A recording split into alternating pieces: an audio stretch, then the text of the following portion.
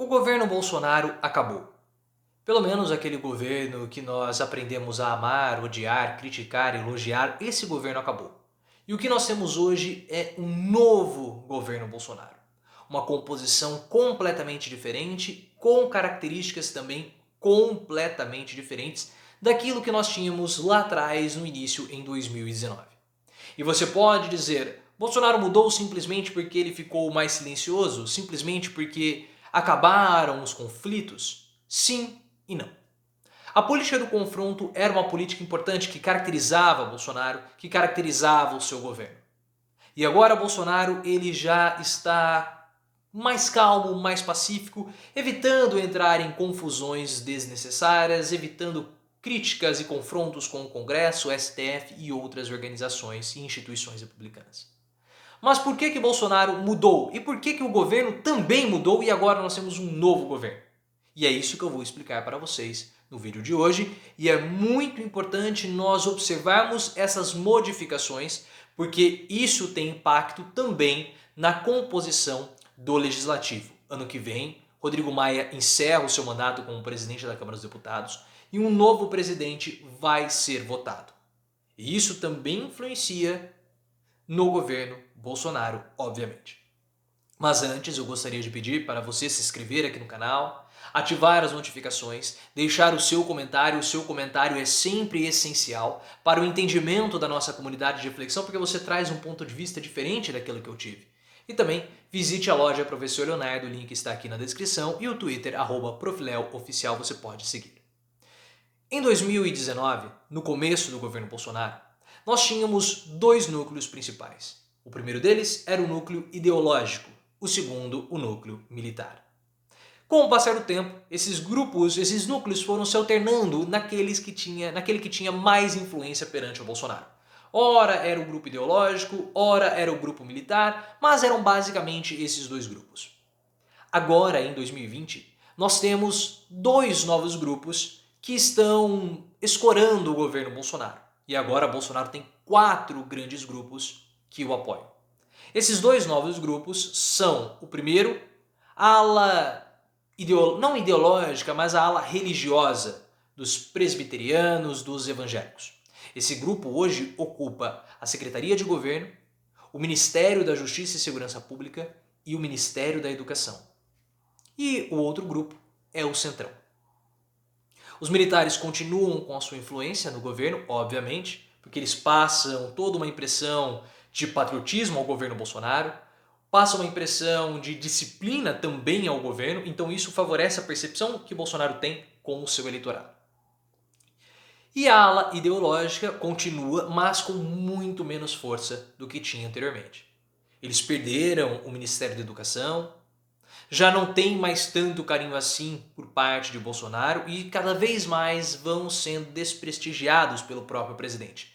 É claro que o Bolsonaro não pode abrir mão dessa parcela de apoiadores, porque essa parcela é aquela parcela que faz o barulho, que faz a confusão, que faz o auê, que é necessário para engajar os seguidores do presidente. São eles que vão ficar no Twitter brigando com o Felipe Neto, levantando hashtags a favor do Bolsonaro, enquanto nos bastidores o Centrão começa a fazer o seu trabalho.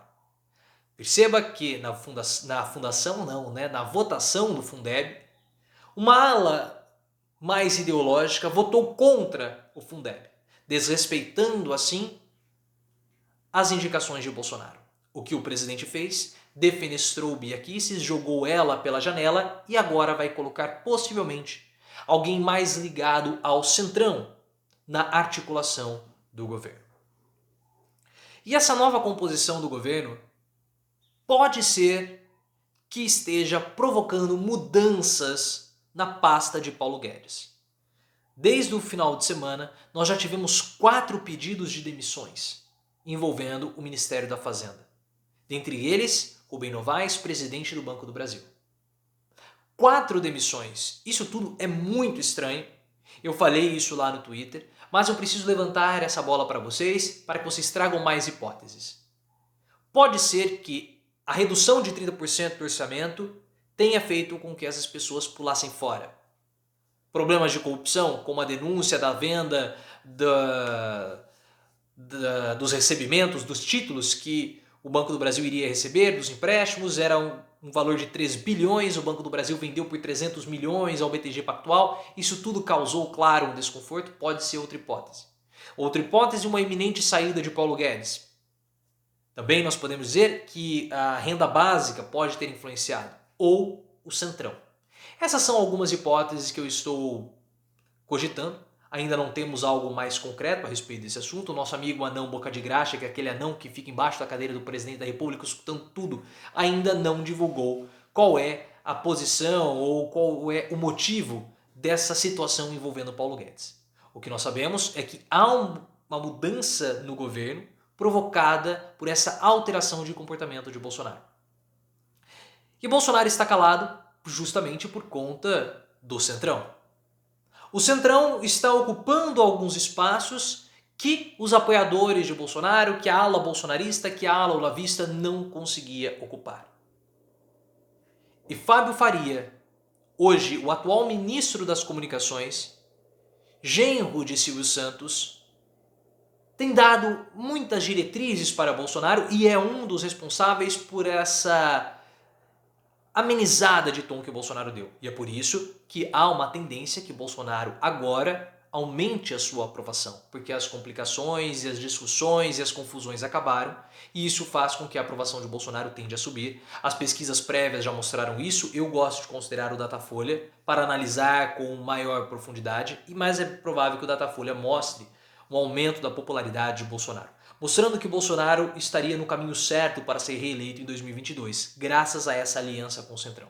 Mas o que o Fábio faz? Quando ele foi nomeado ministro, Bolsonaro disse que ele não tinha nenhuma experiência na área de comunicação, mas pelo fato de ele ser genro do Silvio Santos, talvez ele tivesse alguma experiência, e de fato ele tem.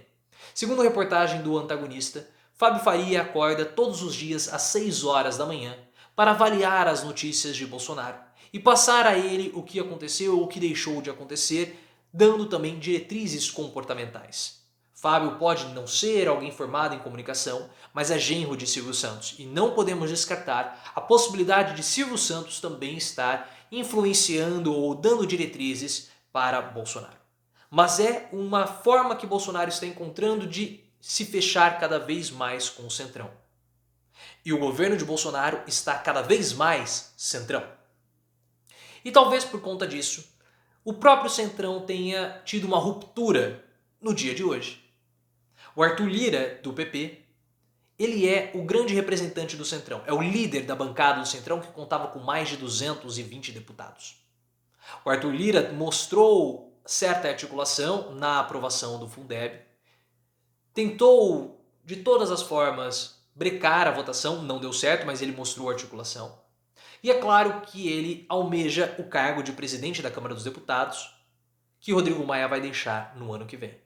E com o apoio de Bolsonaro, com o apoio dos bolsonaristas, que eles são uma bancada grande, Arthur Lira poderia conseguir ser o novo presidente da Câmara dos Deputados.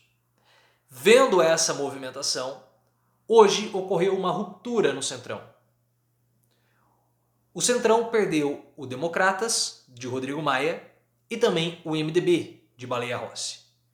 E quais são os objetivos por trás dessa ruptura do Centrão? Primeiro deles, mostrar a Bolsonaro que Arthur Lira não vai ter uma vida fácil para se eleger no ano que vem como presidente da Câmara. Porque isso mostra que o Centrão não tem, na verdade, aqueles 220 deputados, mas ali em torno de 150, que é um número considerável. Mas também há o interesse do próprio Democratas continuar ocupando a cadeira de presidente do Senado, de presidente da Câmara dos Deputados. E Baleia Rossi, do MDB, dizem nos bastidores, também tem pretensões de sair como candidato e ficar como presidente da Câmara dos Deputados. E essa dobradinha Democratas e MDB para eleger Rodrigo Maia, para eleger Baleia Rossi, pode acontecer. Então há essa nova composição nos bastidores da Câmara dos Deputados, visando a eleição de Rodrigo Maia, tentando enfraquecer Arthur Lira e também passando uma mensagem para Bolsonaro que ele não tem tanto poder como ele imagina ter na Câmara dos Deputados, porque a influência do Centrão está aumentando. Então você tem hoje a ala ideológica diminuta, mas ainda barulhenta, atacando na linha de frente, e o centrão costurando os apoios de Bolsonaro na retaguarda, nos bastidores. E quanto mais Bolsonaro se caminha, se embrenha com o centrão,